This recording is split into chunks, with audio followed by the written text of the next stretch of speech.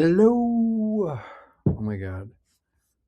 So, the reason why I'm 17 minutes late on fulfilling my vow to post every day, but it's fine because I'll just post two today.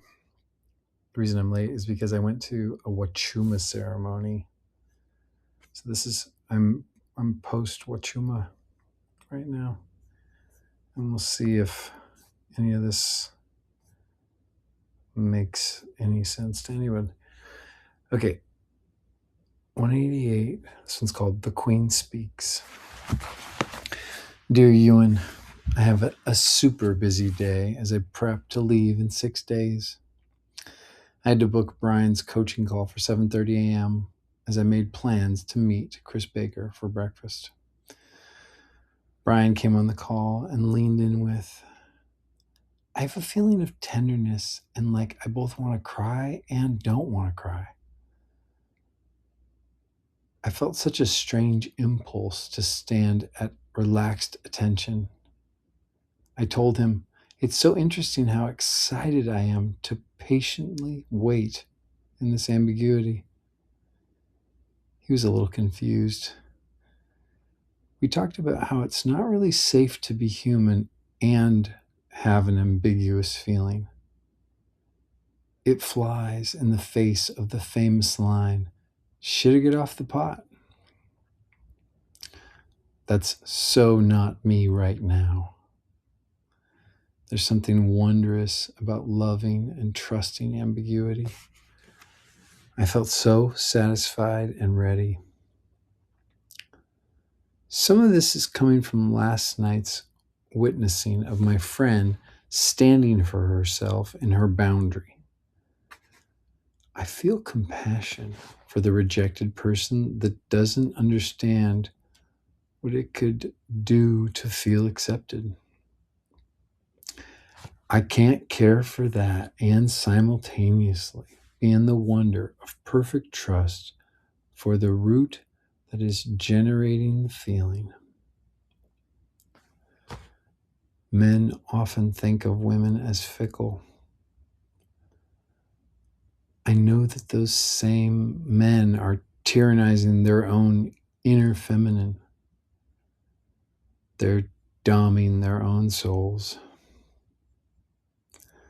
I imagine that some women probably feel like they're peering into the Akashic records, and it takes all their faculties just to perceive. The extra pressure from the masculine to justify their intuition has got to be the craziest ask ever. I've never felt so in love with life. That's a way of saying I've never felt so much self-love. I brought up that I thought Brian and I had never been so comfortable with so little control. We don't know what that feeling in him wants, but being here. What I might have feared about having fidelity and loyalty with my emotions wasn't coming true. Brian pointed out, it's weird how we aren't in control, but we're not out of contact with the thing controlling control.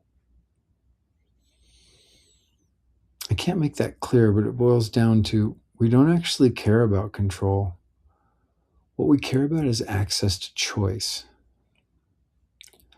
Access to choice goes up in direct proportion to fidelity to our hearts. Say it again. The more loyal we are to our souls, the more we can say yes to the wonder of existing. Say it again. The only choice is no. Being is a yes. Say it again.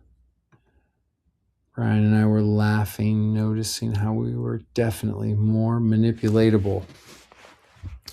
But the thing most synchronizable is that we're both surrounded by more people whose opinions we trust as much as ourselves. Say it one more time. Autonomy is just a type of motion, and there's no rule that autonomy has to be generated internally. The will evil is everywhere. The fickle, beautiful queen speaks from all corners, light and dark.